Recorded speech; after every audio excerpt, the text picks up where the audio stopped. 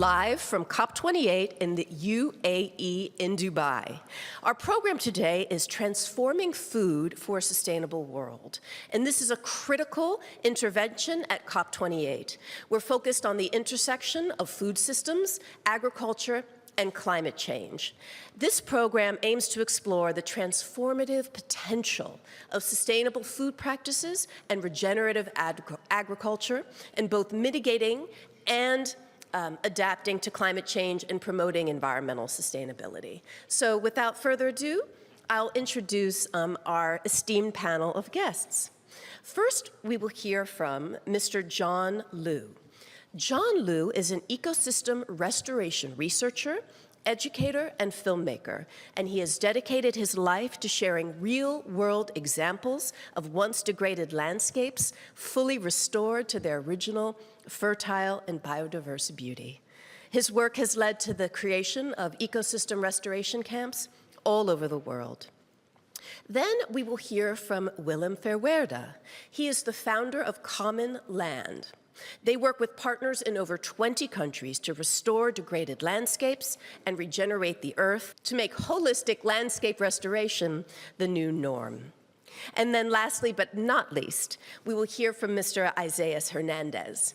He is an educator and creative devoted to improving environmental literacy through content creation, storytelling, and public engagement. Isaias is more commonly known by his moniker, Queer Brown Vegan, and the independent media platform he started to bring an intersectional lens to education for all has truly resonated with a worldwide audience. So thank you so much. John, if you could go ahead, set us up, help us understand this transformative work, transforming landscapes, and why this is so important for climate. Well, in the relationship with food, food is basically growing in the ground, and it needs water, and it needs sunlight, and it needs fertility that comes from the soils. And in my studies and observations, I found that evolutionary succession over all of evolutionary time, it's about 3.8 billion years, the biology self-organized to constantly increase in terms of biodiversity, biomass, and accumulated organic matter. And this is the basis of all the systems that we depend on for life. So this is the creation and constant filtration and continuous renewal of the oxygenated atmosphere, the fresh water system, and fertile soils. So all of our food, and actually everything that human beings have, is available because we're extracting from this living system that has manifested. And 3.8 billion years ago, the Earth was very different than it is now. It was more similar to Mars or the Moon, in that it didn't have an oxygenated atmosphere, it didn't have fresh water, and it didn't have organic soils. So the fact that we've lost this over vast areas is terrifying. And we can see that here in the Middle East. This is the cradle of Western civilization, and vast deserts exist. But were these vast deserts always here? No.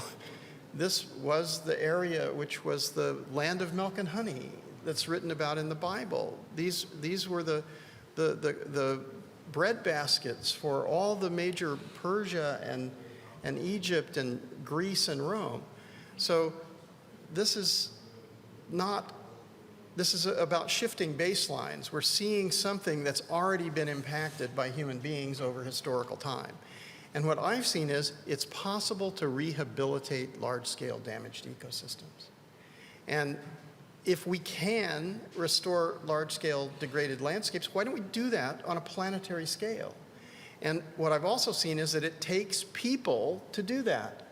And so one of the things that we've come up with, you'll hear from my colleague Willem Ferwerda about very large-scale holistic projects.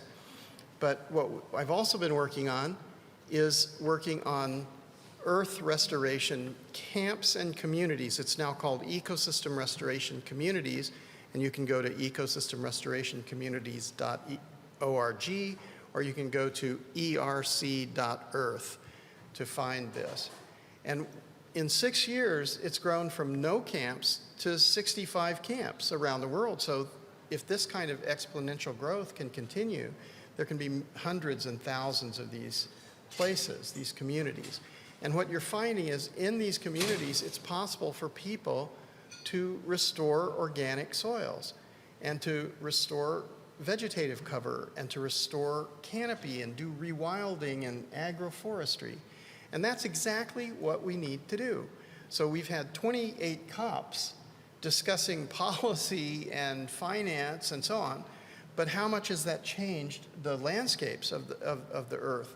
But what we see in the restoration where people actually do this, they can start today or tomorrow, or they could start earlier if they understood it and if they're trained to do this. And when they all work together, then they have a shared intention, a shared intelligence and a shared intention about this. And they can learn by doing, because this is not a theoretical issue. This is about whether the moisture is absorbed into the ground, whether the surface temperatures are regulated, whether there's a canopy and respiration to allow for the cycling of oxygen and carbon and sequestration of carbon, and the circulation near the earth of moisture. Tell us a little bit about what is the impact on the community when one of these projects moves forward, when the earth is restored in this way? Well, I think the first thing is that there's food security. So you can ensure food security in places like this where there's virtually no vegetation.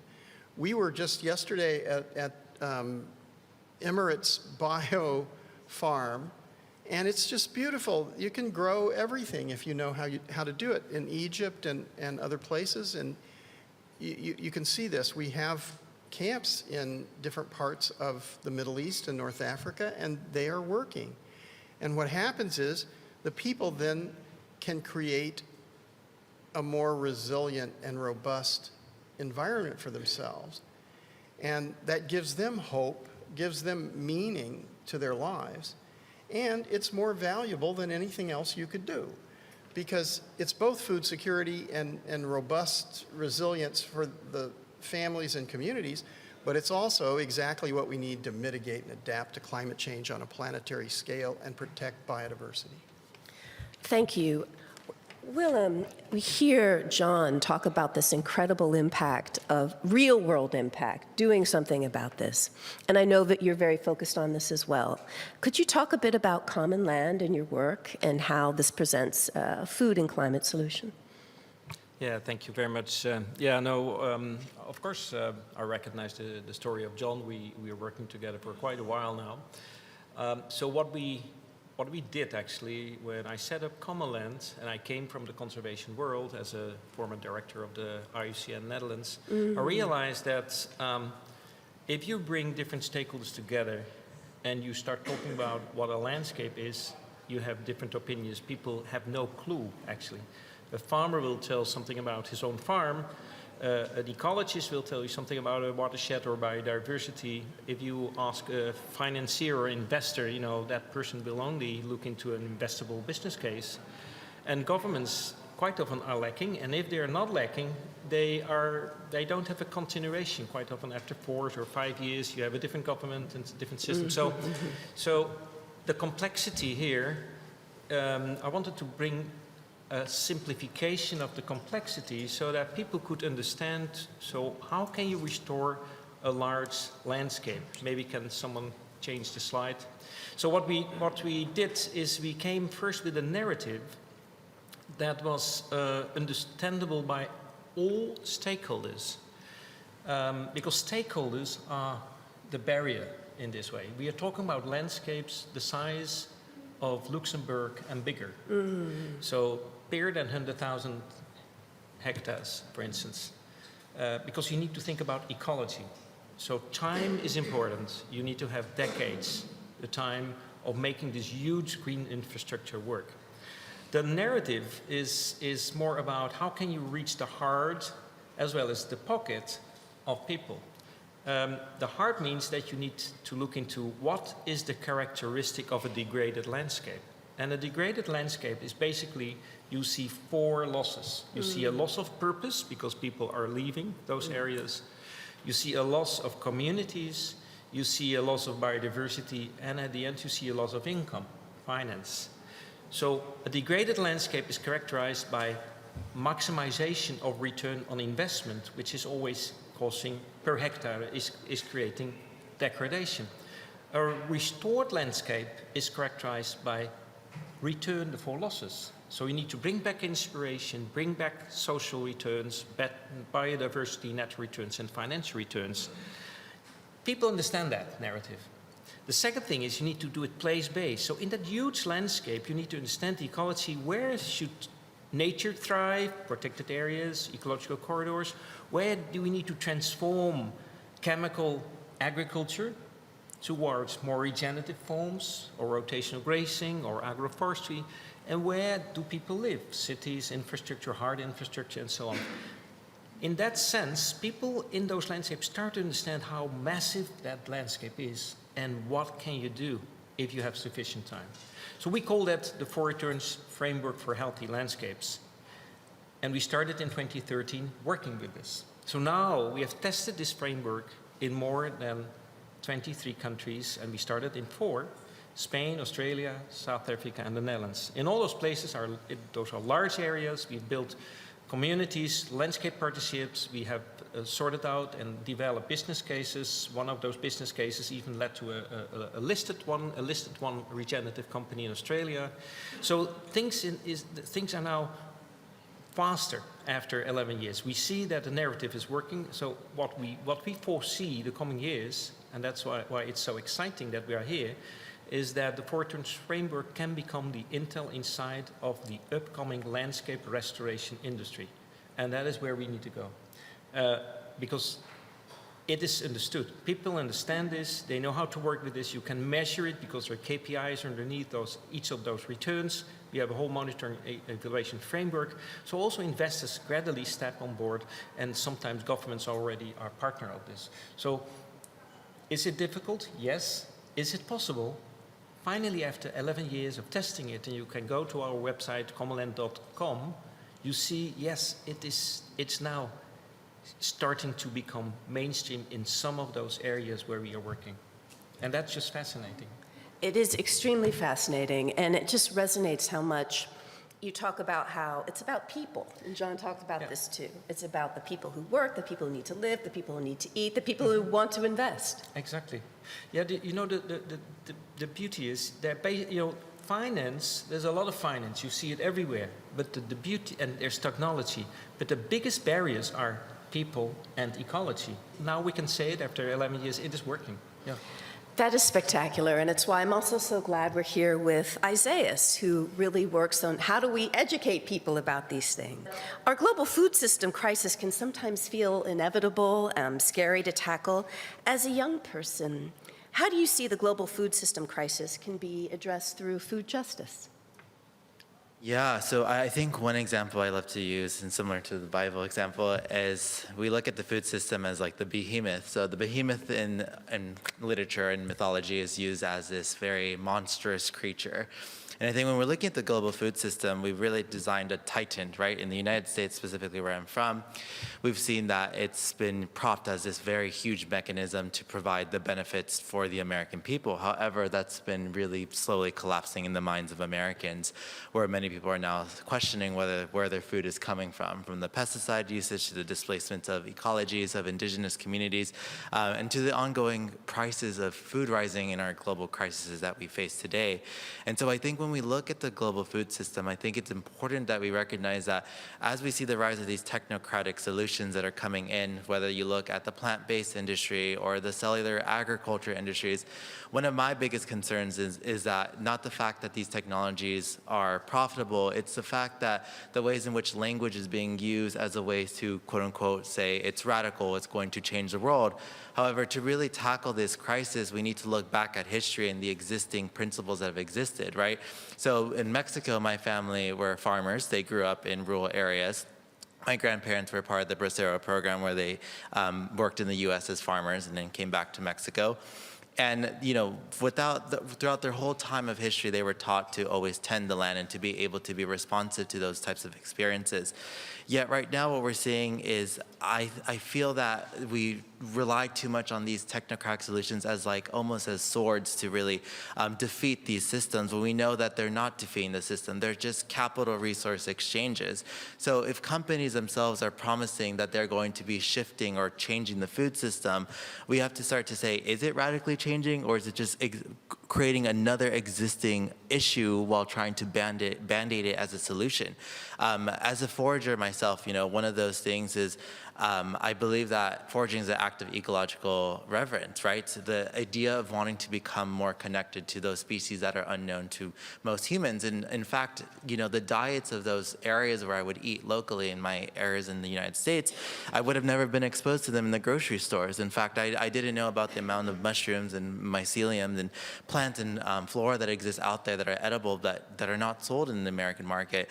So I do think that when we talk in the lens around food justice, right, it's about taking back power. It's about reestablishing the existing solutions. Like in urban areas, the criminalizations of poor Black and brown people of color who are criminalized to get food from food dumpsters, or not being able to grow a garden in a pavement. We need to be able to understand that the access to nature is a human right, and we need to be able to start to build around those green infrastructure policies today.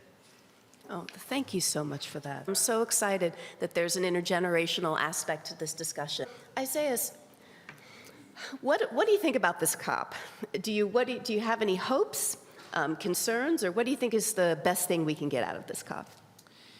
Yeah, I think with COP28, everyone's pretty much tired at the end of this week now. But I do think that the most important thing to take away from these is that there are multi-dimensional industries that are existing here, right? Whether you're in policy, energy, finance, fashion, entertainment, media, there's so many existing things that are happening. And I believe that these institutional conferences do serve a certain purposes to help push more mechanisms that are needed. But at the same time, I think that it is important to understand that many of the people that are still in these local rural communities are not being represented and are still fighting for these solutions. So while we are in these places of privilege, even myself, I do recognize that I am not so much an expert in my own field, but the people who are the closest to the land, those who are closest to growing the food, and those who are closest to fighting for their territories are the ones who deserve to be here today.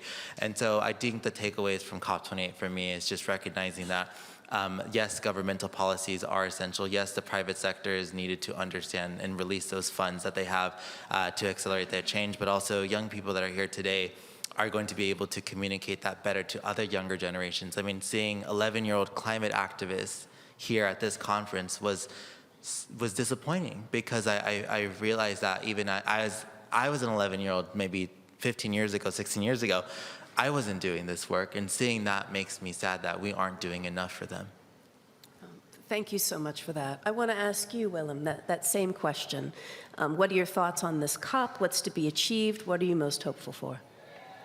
Yeah, no, I think I have been into several COPs, and especially the climate COP was a lot about technology and mitigation.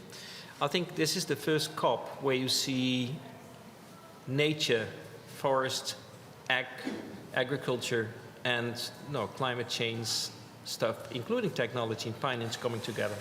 And that brings hope. And of course, you can talk a lot about the negotiations and the leadership.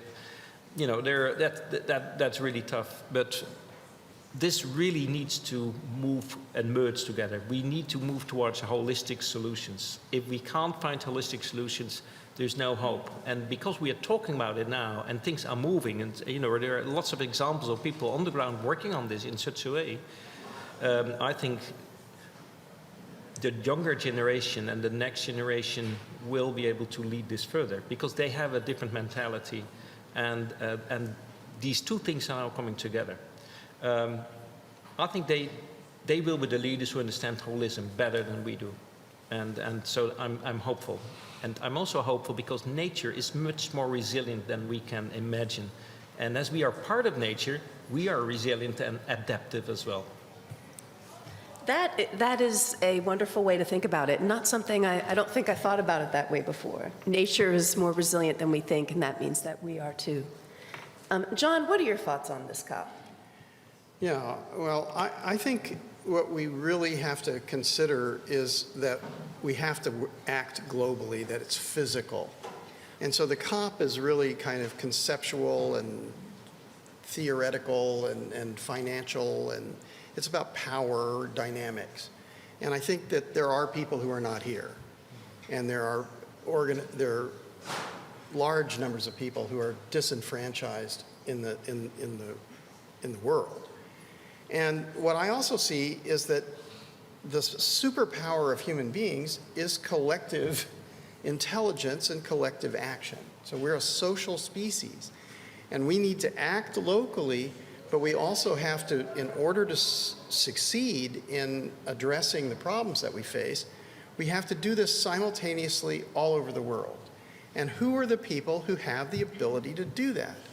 So a lot of people are very engaged in their own activities, but there are a lot of people who are disenfranchised.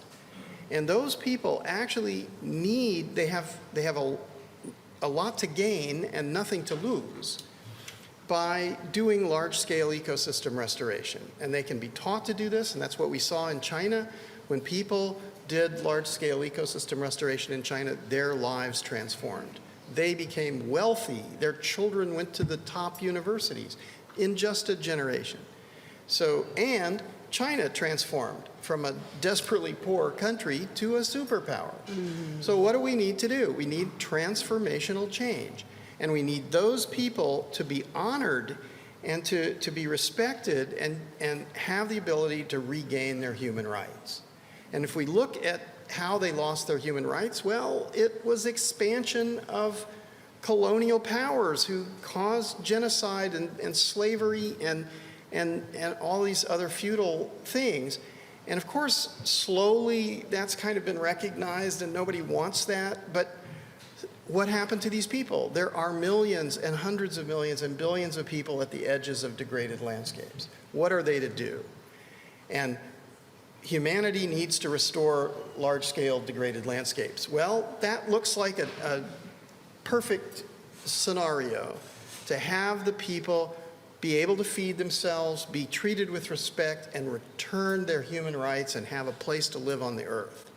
So this is what I hope that will go out to the COP, and to understand that this is a responsibility, not from some people, but from everybody, and that we're all indigenous to the earth, and that we have the power to restore soils, to restore the hydrological cycle, to restore the vegetation and the biodiversity. But we have to do it. And so it's not a policy decision, it's not a financial decision, it's a decision to do it. And we're always talking about the price. We really need to talk about the value.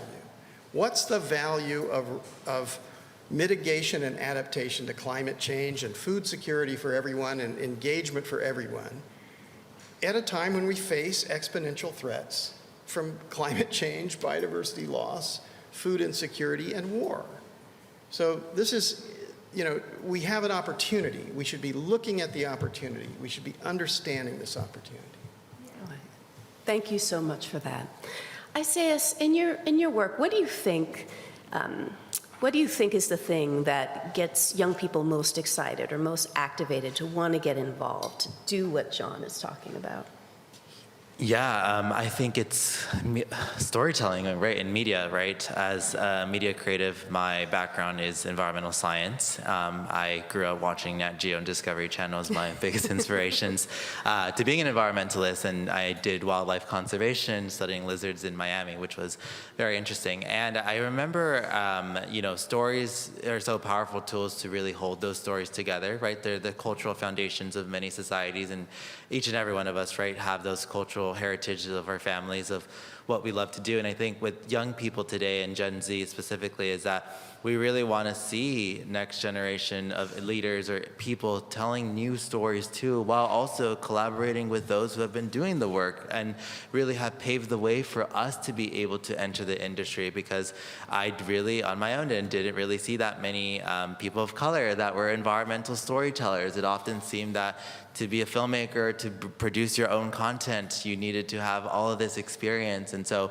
I really think that by showcasing to young people the power of grassroots media to be able to tell their story really allows them to really reclaim themselves and feel validated in this space. Thank you for that.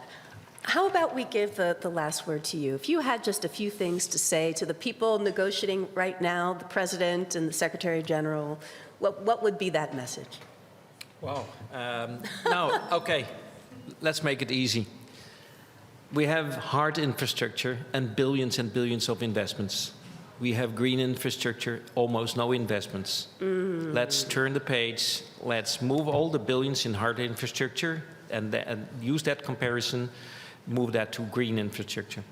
It is much more resilient, it's much more faster. You will bring happy people and a different aspect that people forget about in this work, you depolarize. And that is definitely needed because there is a depolarization between rural and urban areas and within rural areas that is happening. And we have experienced that over the last years. It is really changing mindsets of people because if you're gonna work together to create and beautify your own landscape, your own place, you need to work together and you get better understanding of each other. So it is also about halting polarization. Thank you. Thank you so much. And I know that that's always the hope for international negotiations and diplomacy. Can we actually get at peace and understanding through climate action? Well, thanks to all three of my panelists so much. Thank you to the International Society of Ecological Economics. Thank you in the audience for being here, and thank you for watching Facing Future TV.